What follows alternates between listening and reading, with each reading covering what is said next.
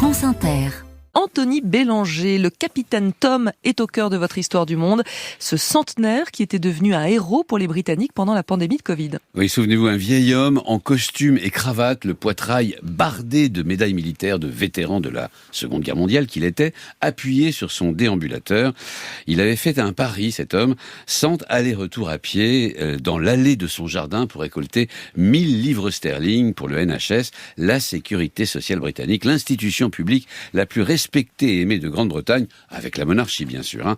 Évidemment, les images de ce vieux monsieur si digne ont fait le tour du monde et ce ne sont pas 1000 mais 38 millions de livres sterling qui se sont déversés sur sa promenade de santé quelques mois plus tard. Pour son 100e anniversaire, la reine l'anoblissait. En février 2022, il décédait. Et pourquoi nous reparler du capitaine Tom aujourd'hui ? Parce qu'hier, la famille du capitaine Tom, sa fille, son beau-fils et 2 de ses petits-enfants, s'est retrouvée à la barre d'un tribunal pour une histoire ahurissante. Il faut savoir qu'à la mort du capitaine, une fondation Captain Tom a été créée parce que si 38 millions de livres sterling ont effectivement été reversés au NHS, les donations ont continué d'affluer et c'est à ce moment que tout dérape. D'abord, la fille du capitaine Tom, Anne Namour, a voulu être nommée sans compétence particulière à la présidence de la fondation avec un salaire de 100 000 livres sterling par an, environ 115 000 euros tout de même. Ça s'est su et elle a dû battre en retraite. Mais le mal était fait et la presse a commencé à farfouiller. Il n'a pas fallu longtemps pour qu'elle remarque un édifice tout neuf à 2 pas du cottage du Captain Tom.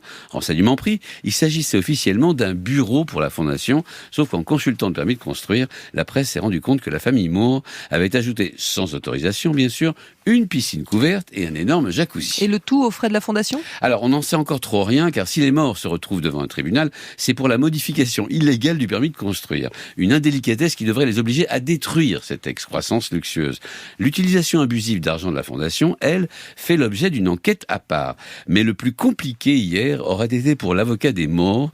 Il est tenté sans rire d'expliquer au juge que ce spa et sa piscine serviraient quelques fois par mois, je cite, à des vieillards du coin pour se défendre et s'exercer. Se détendre, bien sûr, pas se défendre. Et s'exercer, on a connu, meilleure défense. Anthony Bélanger pour l'histoire du monde, 6h48.